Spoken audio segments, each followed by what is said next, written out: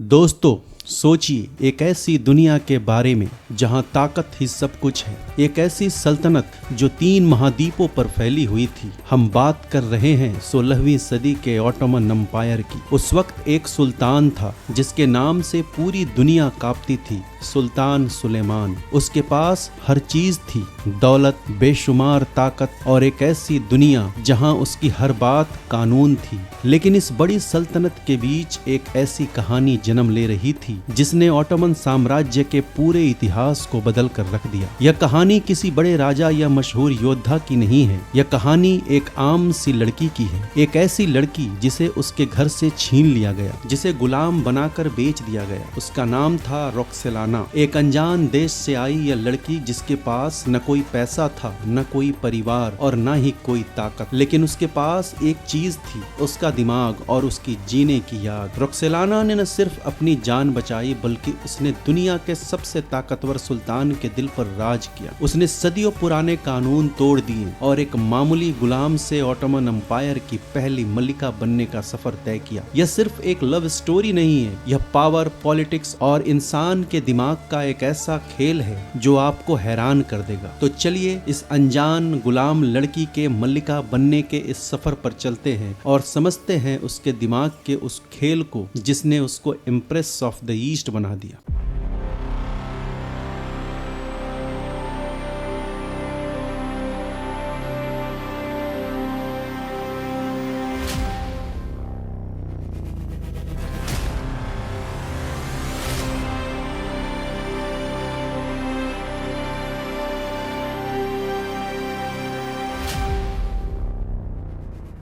सोचिए आप अपने घर में आराम से सो रहे हैं। आपकी उम्र महज 13 या 14 साल है और जिंदगी बहुत आम और खुशहाल चल रही है। अचानक आधी रात को घोड़ों की टापों और चीख पुकार से आपकी नींद खुलती है। आपके गांव पर तातार हमलावरों ने धावा बोल दिया है। हर तरफ बस आग लगी है और लोगों के कटने की आवाजें आ रही हैं। आपके माँ बाप को मार दिया जाता है या आपसे हमेशा के लिए छीन लिया जाता है और आपको भारी जंजीरों में जकड़कर एक लंबी और खौफनाक यात्रा पर घसीट लिया जाता है। रोक्सेलाना के साथ बिल्कुल ऐसा ही हुआ था। वो रुथेनिया, जो कि आज के यूक्रेन में है, के एक छोटे से इलाके की रहने वाली ईसाई लड़की थी। इन खूंखार तातार हमलावरों का सिर्फ एक ही मकसद था, इंसानों का शिकार करना और उन्हें गुलाम बनाकर बेचना। मीलों का भूखा प्यासा पैदल सफर, पैरों पे पड़ चुके छाले, कड़कड़ाती ठंड और अपनों के खोने का वो दर्द जो इंसान को अंदर से पूरी तरह मार देता है। रोक्सेलाना ने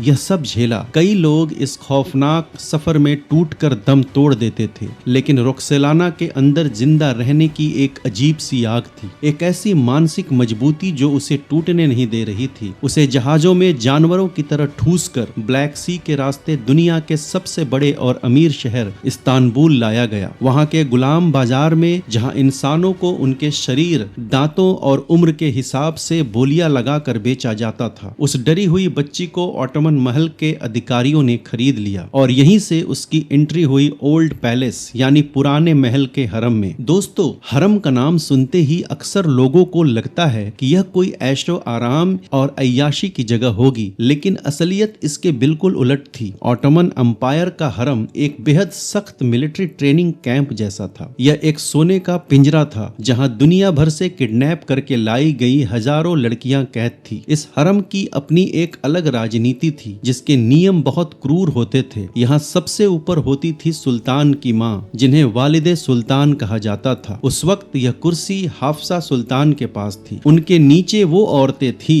जिन्होंने सुल्तान को बेटे दिए थे। बाकी नई लड़कियों का काम सिर्फ वरिष्ठ औरतों की सेवा करना और महल के सख्त तौर तरीके सीखना था। यहाँ किन्नरों का कड़ा पहरा होता था जो गलती करने पर कोड़े मारने से भी पीछे नहीं हटते थे। रोक्सेलाना ने जब इस महल में कदम रखा तो उसने देखा कि हर लड़की अपने घर की याद में रो रही है, डिप्रेशन में है और अपनी आजादी के छिन जाने का मातम मना रही है। लेकिन यहीं पर रोक्सेलाना ने पावर का अपना पहला नियम लागू किया। उसने अपने दिमाग को शांत किया और समझ लिया कि आंसुओं से उसे कोई आजादी नहीं मिलने वाली। इस निर्दयी दुनिया में कमजोरी दिखाने का मतलब था महल के किसी अंधेरे कोने में झाड़ू पोछा करते हुए पूरी जिंदगी एक नौकरानी की तरह गुजार देना। उसने अपने आंसू हमेशा के लिए पोंछ लिए और एक ऐसा हथियार चुना जो उस महल के सख्त और उदास माहौल में किसी के पास नहीं था, एक खूबसूरत और दिल जीत लेने वाली बेबाक मुस्कान। वो हर वक्त हंसती रहती, खुशमिजाज रहती और महल के मुश्किल में काम बहुत तेजी से सीखती। उसकी इसी चुलबुली अदा की वजह से महल के लोगों ने उसका नाम ही हुर्रेम रख दिया, जिसका मतलब होता है खुशियां बिखेरने वाली या हंसने वाली। लेकिन यह मुस्कान कोई असल खुशी नहीं थी, यह उसकी सबसे बड़ी स्ट्रेटेजी थी, उसका मानसिक कवच था। रॉक्सेलाना जानती थी कि उसे सबसे अलग दिखना है। वो तुर्की भाषा, महल के तौर तरीके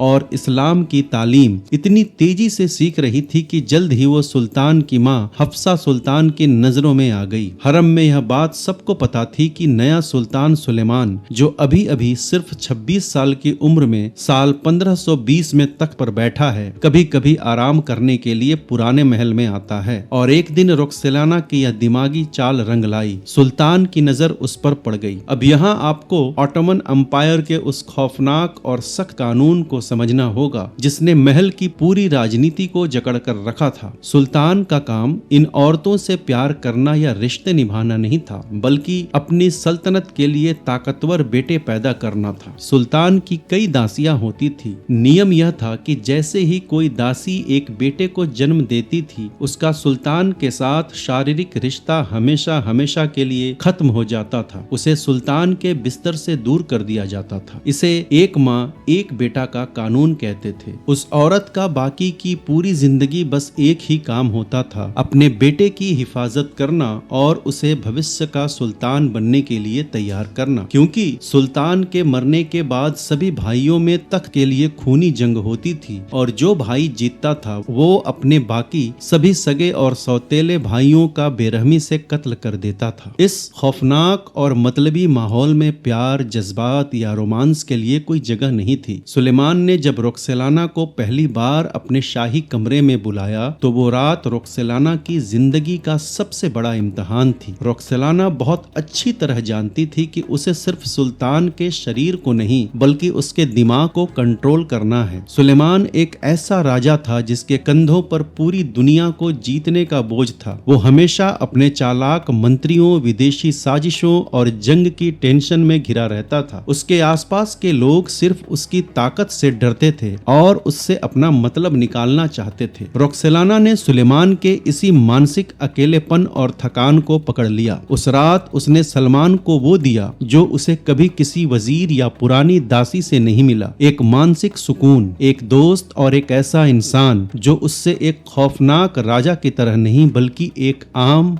प्यार के भूखे इंसान की तरह बात कर सके। रॉक्सेलाना की बातें, उसकी समझदारी और उसकी मशहूर हंसी ने सुलेमान के थके हुए दिमाग पर जादू कर दिया। सुल्तान उसके मानसिक आकर्षण में पूरी तरह गिरफ्तार हो गया। दोस्तों, इतिहास में कुछ ऐसे नियम होते हैं जिन्हें पत्थर की लकीर माना जाता है। ऑटोमन एम्पायर के उस खामोश और रहस्यमयी हरम में भी एक ऐसा ही खौफनाक नियम था जिसे एक माँ एक बेटा का कानून कहा जाता था। सदियों से चला आ रहा यह सख्त नियम यह तय करता था कि जैसे ही कोई दासी सुल्तान के एक बेटे को जन्म देती है, उसका सुल्तान के साथ शारीरिक और रूमानी रिश्ता हमेशा हमेशा के लिए खत्म हो जाता है। उस औरत का बाकी का पूरा जीवन सिर्फ अपने बेटे की हिफाजत करने, उसकी परवरिश करने और उसे अगला सुल्तान बनाने की खतरनाक और खूनी राजनीति में कटता था। लेकिन साल 1521 के आखिर में जब रॉक्सेलाना ने अपने पहले बेटे मेहमद को जन्म दिया तो उसने इस पत्थर की लकीर को मोम की तरह पिघला कर रख दिया। शुरुआत में हरम की बाकी औरतों, खासकर सुल्तान के सबसे बड़े बेटे मुस्तफा की माँ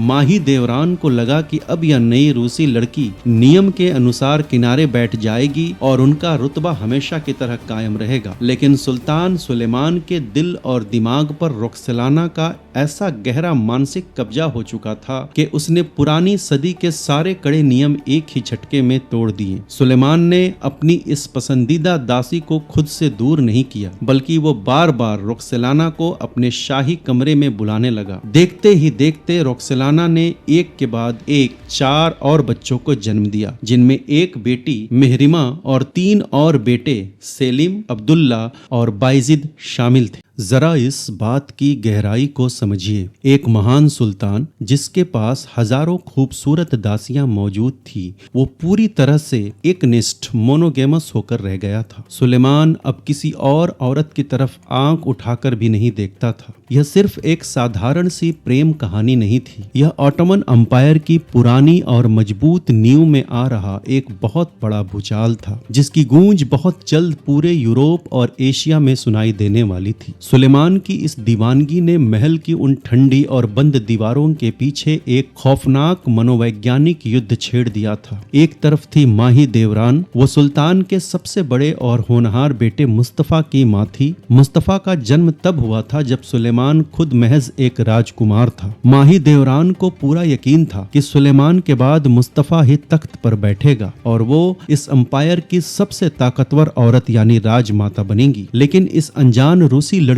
के आने से उसका गुरूर, उसकी हैसियत और उसके बरसों के सजे हुए सपने सब चकनाचूर हो रहे थे। सुलेमान अब माही देवरान से बात तक नहीं करता था। माही देवरान के अंदर जलन, बेबसी और गुस्से का एक ऐसा ज्वालामुखी उबल रहा था जिसे किसी न किसी दिन फटना ही था। और आखिरकार एक दिन यह ज्वालामुखी बहुत भयानक तरीके से फट पड़ा। वेनिस के राजदूतों के खुफिया दस्तावेजों में इस घटना का बहुत ही रोंगटे खड़े कर देने वाला जिक्र मिलता है। पुराने महल के एक संकरे हिस्से में माही देवरान और रोक्सेलाना का आमना सामना हो गया। सुल्तान की बेरुखी से पागल हो चुकी माही देवरान ने अपना पूरा आपा खो दिया। उसने रोक्सेलाना पर जंगली जानवरों की तरह सीधा हमला कर दिया। उसने रोक्सेलाना के बाल नोच डाले, उसके चेहरे को अपने तेज नाखूनों से बुरी तरह खरोंच दिया और उसके कपड़े फाड़ दिए। मारते हुए माही देवरान पागलों की तरह चीख रही थी कि तू बिकाऊ गोश्त है, तेरी हिम्मत कैसे हुई मेरी बराबरी करने की, अपनी औकात में रह। उस वक्त महल का माहौल ऐसा हो गया था जैसे कोई बहुत बड़ा तूफान आ गया हो। अगर कोई आम औरत रोक्सेलाना की जगह होती तो वो क्या करती? वो रोती बिलखती सीधे सुल्तान के पास दौड़ जाती, अपनी जख्म दिखाती और न्याय की भीख मांगती। लेकिन मैंने आपको बताया है कि रोक्सेलाना कोई आम औरत नहीं थी। वो इंसानी दिमाग को पढ़ने और हालातों को अपने पक्ष में मोड़ने की बहुत बड़ी मास्टरमाइंड थी। उसने इस भयंकर शारीरिक हमले और बेइज्जती को अपना सबसे बड़ा और सबसे खतरनाक हथियार बना लिया। जब सुलेमान ने उस रात रोक्सेलाना को अपने शाही कमरे में बुलाया तो रोक्सेलाना ने जाने से साफ इनकार कर दिया। उसने महल के एक किन्नर के हाथों सुल्तान को एक बेहद दर्द भरा पैगाम भिजवाया।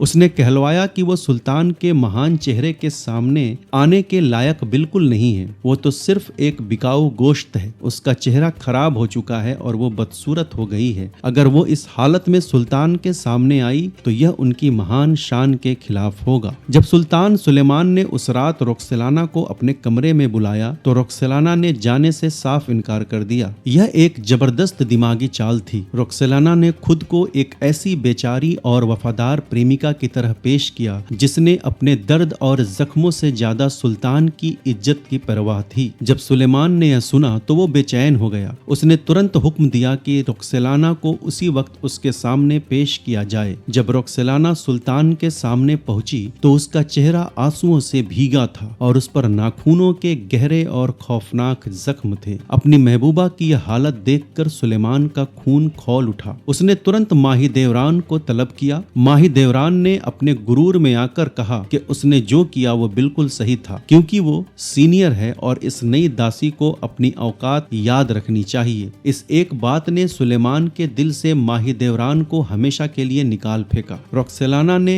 बिना अपना हाथ उठाए, बिना कोई सीधा वार किए अपनी सबसे बड़ी दुश्मन को मात दे दी थी। लेकिन महल के अंदर यह जीत रोक्सेलाना के लिए काफी नहीं थी। महल के बाहर इस्तानबुल की सड़कों पर और खूंखार सेना के कैंपों में एक अलग ही कहानी चल रही थी। आम जनता और फौज के लिए यह बर्दाश्त करना मुश्किल था कि उनका महान योद्धा सुल्तान एक औरत के प्यार में इतना अंधा कैसे हो सकता है। लोग फुसफुसाने लगे कि इस रूसी लड़की ने सुल्तान पर कोई काला जादू कर दिया है। उसे जियादी यानी चुड़ैल कहा जाने लगा। लोग मानते थे कि सुलेमान जैसा राजा अपनी मर्जी से अपना सारा वक्त एक दासी पर बर्बाद नहीं कर सकता। जरूर इस चुड़ैल ने उसे कोई जादुई पानी पिलाया है। रोक्सेलाना के लिए यह नफरत बहुत खतरनाक थी। वो बहुत अच्छी तरह जानती थी कि उसकी सारी ताकत, उसका सारा रुतबा सिर्फ और सिर्फ सुलेमान की धड़कन धड़कनों से जुड़ा है। अगर सुलेमान को युद्ध में कुछ हो गया तो यह जनता और फौज माहीदेवरान के बेटे मुस्तफा को तख्त पर बैठा देगी और ऑटोमन एम्पायर के उस खौफनाक कानून के हिसाब से मुस्तफा सुल्तान बनते ही रोकसेलाना के सभी बेटों को बेरहमी से कत्ल करवा देगा ताकि भविष्य में कोई बगावत न हो। यह एक ऐसा खौफ था जो रोकसेलाना को रात दिन अंदर से खाए जाता था। उसके पास इस खौफ का सिर्फ एक ही इलाज था, सुल्तान के दिमाग और दिल पर अपना कंट्रोल और भी ज्यादा मजबूत करना। सुलेमान एक बहुत बड़ा योद्धा था और उसे बार बार महीनों या सालों के लिए यूरोप और एशिया के खूंखार जंगों पर जाना पड़ता था। इन दूरियों के दौरान रोकसेलाना ने खतों का सहारा लिया, लेकिन उसके खत सिर्फ प्यार और जुदाई के रोने भर से नहीं होते थे। इन खतों के जरिए वो सुल्तान की सबसे भरोसेमंद जासूस और राजनीतिक सलाहकार बन गई थी। वो उसे लिखती थी, मेरे सुल्तान, मेरे जीवन के इकलौते सहारे, आपके बिना मेरे दिन आंसुओं के समंदर में डूब गए हैं। एक बार जब सुलेमान युद्ध पर था तो रोकसेलाना ने मक्का से आए एक पवित्र इंसान द्वारा दिया गया एक जादुई कुर्ता सुल्तान को भिजवाया और लिखा,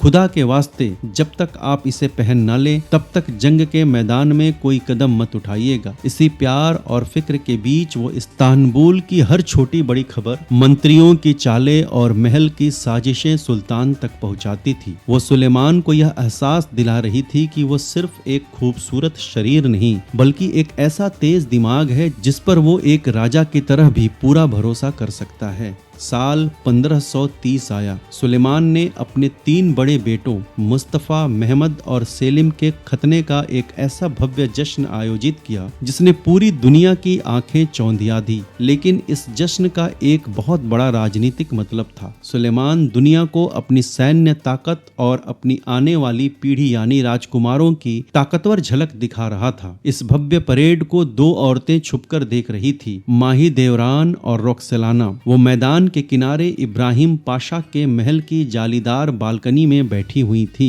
दोनों माएं अपने अपने बेटों को अवाम के सामने पेश होते देख रही थी। माहीदेवरान का बेटा मुस्तफा सबसे बड़ा और सेना का चहेता था, लेकिन रोकसेलाना के पास उसके 2 बेटे थे जो अब सत्ता के इस खौफनाक दौड़ में शामिल हो चुके थे। यह जश्न उनके बेटों का था, लेकिन असली खामोश जंग इन 2 माओं के बीच लड़ी जा रही थी। इस पूरी कहानी में एक ऐसा इंसान था जो रोकसेलाना के लिए एक बहुत बड़ा मानसिक और राजनीतिक खतरा बन चुका था। वो था सुलेमान के बचपन का दोस्त और साम्राज्य का सबसे बड़ा मंत्री इब्राहिम पाशा। इब्राहिम भी कभी एक गुलाम था, लेकिन सुलेमान उसे अपने सगे भाई से बढ़कर मानता था। इब्राहिम की ताकत इतनी बढ़ चुकी थी कि सुल्तान ने उसे अपना डिप्टी बना दिया था। लोग कहते थे कि सुल्तान सुलेमान अपना सारा प्यार सिर्फ 2 लोगों पर लुटाता था, अपनी पसंदीदा रोकसेलाना पर और अपने दोस्त इब्राहिम पर। लेकिन परेशानी यह थी कि इब्राहिम की वफादारी और नजदीकियां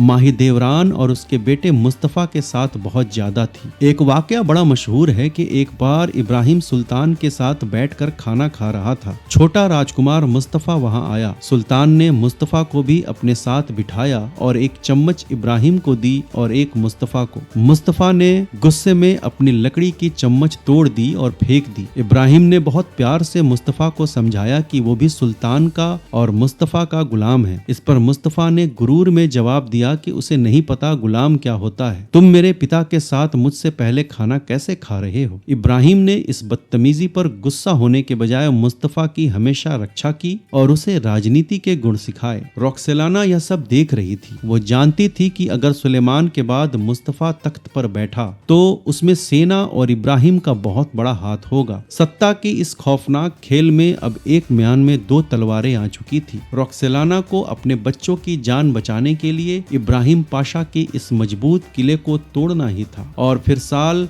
1534 में एक ऐसा मोड़ आया जिसने इतिहास की धारा ही बदल दी। सुलेमान की मां हफ्सा सुल्तान का निधन हो गया। हरम में हफ्सा ही वो इकलौती औरत थी जिनका रुतबा रोकसेलाना से ऊपर था और जिनकी सुलेमान बहुत इज्जत करता था। उनकी मौत के साथ ही रोकसेलाना के रास्ते की आखिरी बड़ी दीवार भी गिर गई। अब रोकसेलाना ने वो चाल चली जिसने पूरे यूरोप और एशिया की राजनीति को हैरान कर दिया। सुलेमान अपनी एक बहुत बड़ी जंग ईरान के खिलाफ पर जाने की तैयारी कर रहा था। उसे राजधानी में किसी ऐसे इंसान की सख्त जरूरत थी जिस पर वो आंख बंद करके साम्राज्य छोड़ सके, और वो इंसान थी रोक्सेलाना। लेकिन रोक्सेलाना सिर्फ एक दासी बनकर यह जिम्मेदारी नहीं उठाना चाहती थी। आखिरकार सुलेमान ने वो कर दिया जो ऑटोमन इतिहास में कभी किसी सुल्तान ने नहीं किया था। उसने अपनी इस दासी को गुलामी से हमेशा के लिए आजाद किया और फिर पूरे इस्लामी रीति रिवाजों से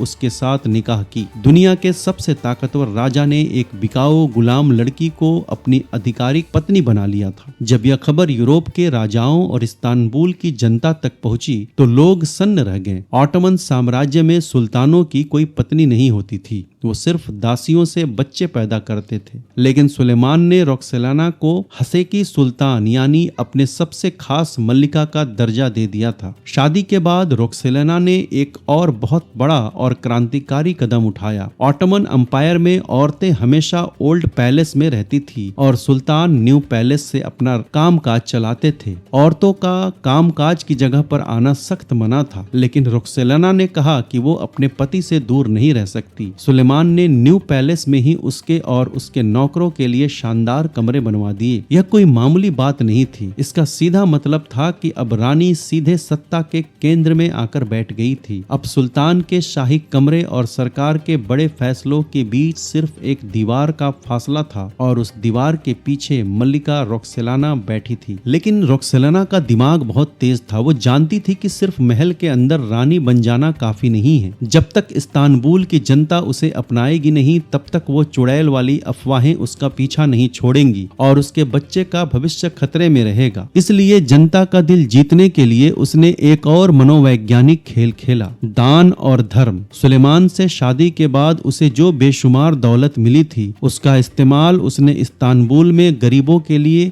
करने का फैसला किया। उसने इस्तांबुल के बीचों बीच हसेकी कॉम्प्लेक्स बनवाया जिसमें एक खूबसूरत मस्जिद, एक मदरसा, एक अस्पताल और एक सूप किचन बनवाया। इससे पहले किसी भी औरत को राजधानी इस्तांबुल में इतनी बड़ी इमारतें बनवाने की इजाजत नहीं थी। यह उसका तरीका था लोगों को यह बताने का कि वो कोई शैतानी चुड़ैल नहीं बल्कि एक रहमदिल और धार्मिक मल्लिका है जो अपनी आवाम की फिक्र करती है। उसने यरूशलेम जैसे पवित्र शहरों में भी गरीबों के लिए लंगर और सराय बनवाए। यह सब एक बहुत ही गहरी दिमागी चाल थी। बाहर से वो एक दयालु रानी दिख रही थी, लेकिन अंदर ही अंदर उसका दिमाग 24 घंटे एक शतरंज के खिलाड़ी की तरह काम कर रहा था। वो जानती थी कि सुलेमान के बाद जो भी तख्त पर बैठेगा उसे खून की नदियां बहानी पड़ेगी। अब जरा कल्पना कीजिए इस कानून के बारे में। यह नियम कहता था कि सुल्तान सुलेमान के मरने के बाद जो भी शहजादा तख्त पर बैठेगा उसे अपने बाकी सभी भाइयों का गला घोटना पड़ेगा। कोई जेल नहीं, कोई देश निकाला नहीं, सीधे मौत। यह इसलिए किया जाता था ताकि भविष्य में तख्त के लिए कोई जंग या बगावत न हो और सल्तनत सलामत रहे। रोक्सेलाना एक माँ थी और एक माँ के लिए इससे बड़ा नर्क क्या हो सकता है कि वो ये जाने कि उसके ही बेटों को एक दिन एक दूसरे का खून बहाना पड़ेगा। या फिर अगर माही देवरान का बेटा मुस्तफा सुल्तान बन गया तो रोक्सेलाना के सभी बेटों को एक ही झटके में मार दिया जाएगा। मुस्तफा कोई मामूली दुश्मन नहीं था। वो बेहद काबिल, बेहद बहादुर और खूंखार ऑटोमन सेना का चहेता राजकुमार था। जनता और फौज दोनों यही मानते थे कि सुलेमान के बाद मुस्तफा ही अगला सुल्तान बनेगा, क्योंकि वो बिल्कुल अपने दादा सेलिम की तरह एक शानदार योद्धा था। रोक्सेलाना बहुत अच्छी तरह जानती थी कि अगर उसे मुस्तफा के खिलाफ कोई सीधी चाल चली तो सुल्तान और फौज दोनों उसके दुश्मन बन जाएंगे। एक माँ की ममता और एक रानी की राजनीति दोनों अब अपनी सबसे खौफनाक मंजिल की तरफ बढ़ रहे थे।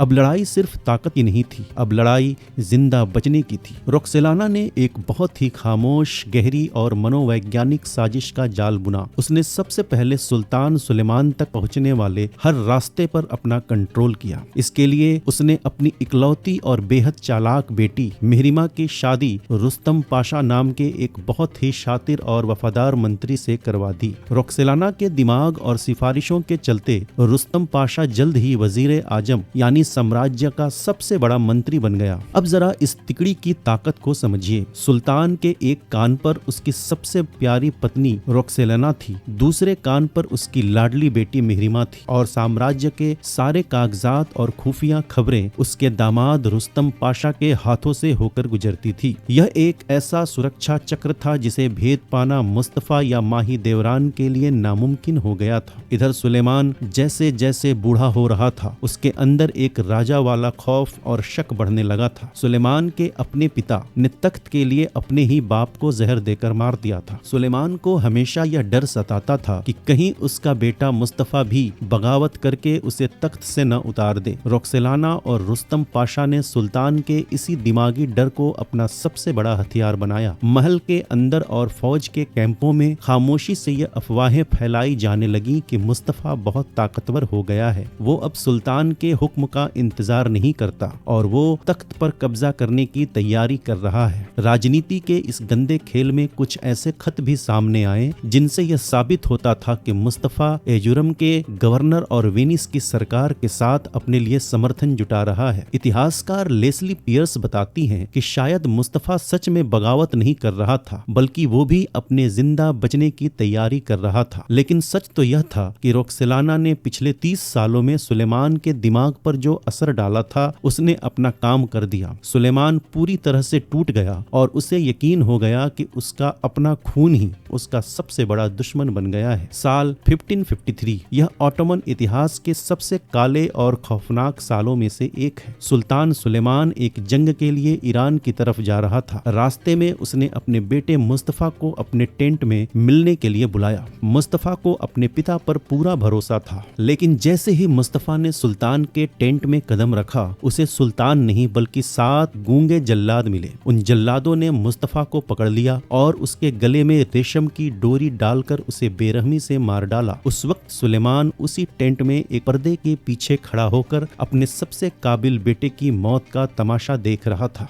बाहर जब सेना को मुस्तफा की मौत का पता चला तो कोहराम मच गया। पूरी फौज रोने लगी, लेकिन सुल्तान का हुक्म आखिरी था। रोक्सेलाना ने बिना एक भी तलवार उठाए महल में बैठे बैठे अपने सबसे बड़े दुश्मन को हमेशा के लिए रास्ते से हटा दिया था। माही देवरान, जो कभी हरम की सबसे ताकतवर औरत थी, उसका गुरूर और उसकी दुनिया हमेशा के लिए उजड़ गई। मुस्तफा की मौत के बाद रोक्सेलाना के बेटों का रास्ता बिल्कुल साफ हो गया था। लेकिन दोस्तों, क्या आपको लगता है कि मुस्तफा की मौत के बाद रोक्सेलाना चैन की नींद सो पाई? तो आप गलत हैं। कर्मा और किस्मत अपना खेल खेलने वाले थे। मुस्तफा की मौत के तुरंत बाद रोक्सेलाना का सबसे छोटा बेटा जहांगीर, जो मुस्तफा से बेहद प्यार करता था, इस सदमे को बर्दाश्त नहीं कर पाया। जहांगीर बचपन से ही शारीरिक रूप से कमजोर था, उसकी पीठ में कुबड़ था। अपने बड़े भाई की इस बेरहम हत्या ने उस मासूम राजकुमार का दिल तोड़ दिया। मुस्तफा की मौत के कुछ ही हफ्तों बाद अल्लेपो शहर में जहांगीर ने तड़प तड़प कर दम तोड़ दिया। रोक्सेलाना के लिए यह एक बहुत बड़ा झटका था। इससे कुछ साल पहले 1543 में रोक्सेलाना का सबसे प्यारा और सबसे बड़ा बेटा मेहमद, जो सुलेमान की आंखों का तारा था, एक भयानक बीमारी से मारा गया था। अब इस मल्लिका के दिमागी हालत के बारे में सोचिए। मुस्तफा का कांटा तो निकल गया था, लेकिन